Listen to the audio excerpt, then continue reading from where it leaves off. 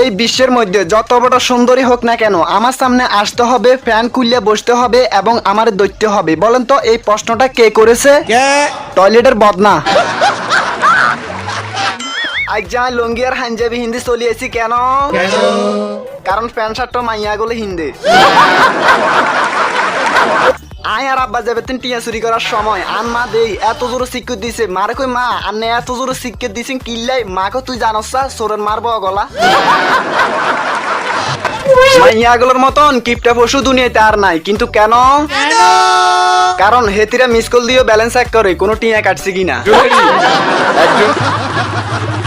কোনো একদিন আয়ার বেড়ির লগে ঝগড়া করার সময় হেতি আরে কইব এইভাবে ঝগড়া করলে আয়ার আব্বার বাড়ি চলে যাবো। তখন আয় কমু আরি তোর ইচ্ছে হইলে যাইতে আরো, কারণ শীত চলে গেছে।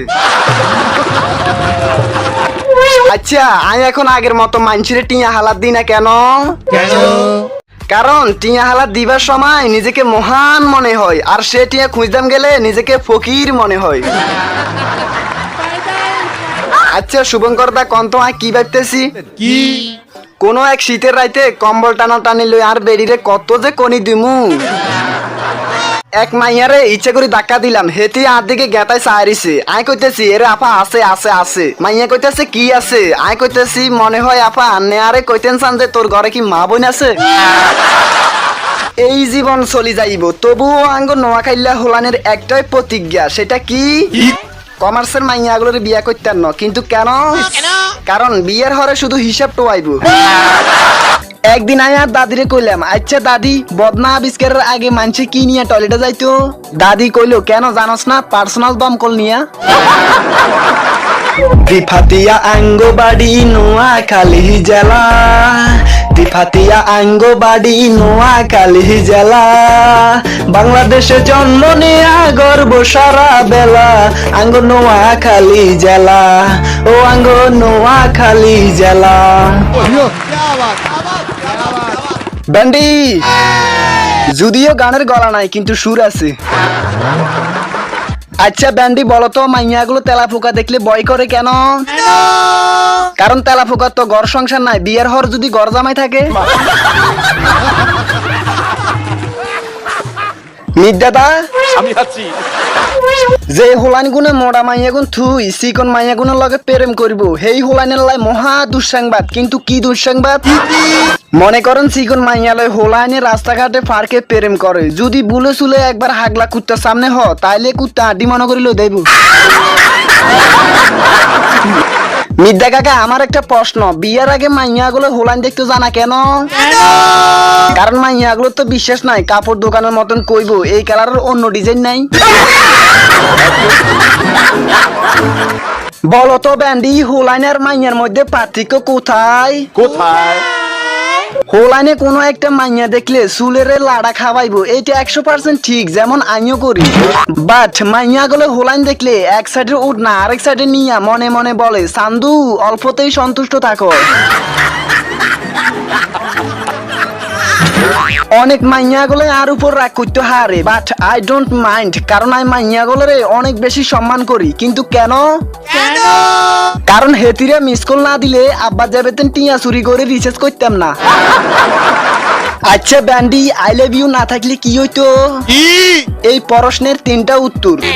বাজারে আড়া ময়দার দাম বাড়তো না, একজনের বউরে অন্য হোলা হরা দিত না, এবং 3 নম্বরে আমরা হোলা হাইন জীবনও স্কুলে যাইতাম না। একদিন আমি আর দাদিরে কইলাম, আচ্ছা দাদি বদনা আবিষ্কারের আগে মানছে কি নিয়ে টয়লেটে যাইতো? দাদি কইলো কেন জানোস না? পার্সোনাল দমকল নিয়া।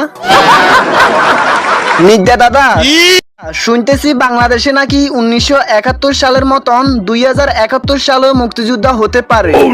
তাই আফগানিস্তানের 2 বিজ্ঞানী গবেষণা করলো যে বাংলাদেশে তো অস্ত্র নাই, ভালো কোনো বন্দুক নাই, তাইলে তারা কিভাবে নিজের জীবন এবং দেশকে বাঁচাইবো? আরেক বিজ্ঞানী এসে বলল, আরে না, বাংলাদেশে এখন আগের মতন হাগল নাই, কারণ তারা এক বিশাল বোমা চাষ করে। 2 বিজ্ঞানী অবাক হয়ে কইলো, বোমা চাষ কি আবার? ওমা আন্নে বুঝি জানেন না, এটা বাংলাদেশের গ্রামে গ্রামে চাষ করে। তবে এই বোমাকে বাংলাদেশের প্রাকৃতিক বোমা হিসেবে নোয়াখালীর হাতিয়ার এক বিজ্ঞানী স্বীকৃতি দিয়েছেন। আর হ্যাঁ, এটার নাম আমরা বিজ্ঞানীরা বলি বোমা চাষ, আর বাঙালিরা বলে মূলা চাষ।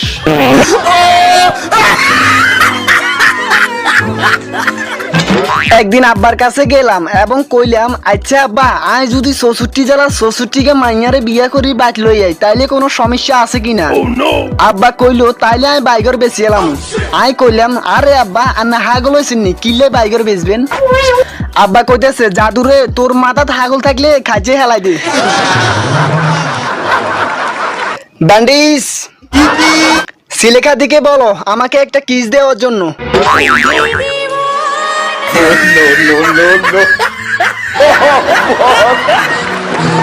এরে শতানোর বাচ্চারা আরো মারি গেল।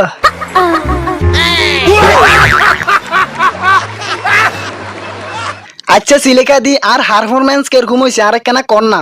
ভালো লেগেছে অ্যাজ ইউজুয়াল, তবে আরো ভালো তুমি পারফর্ম করতে পারো। আই তো সর্বদা চেষ্টা করি আন্ন করে বালা বালা মূল্য জোশ দিবার লাই। হ্যালো বন্ধুরা, মিনহাজ বলছি। ভিডিওটি তৈরি করতে আমার অনেক পরিশ্রম হয়েছে। আশা করি আপনারা শেয়ার করবেন, লাইক করবেন এবং কমেন্ট করবেন। ধন্যবাদ।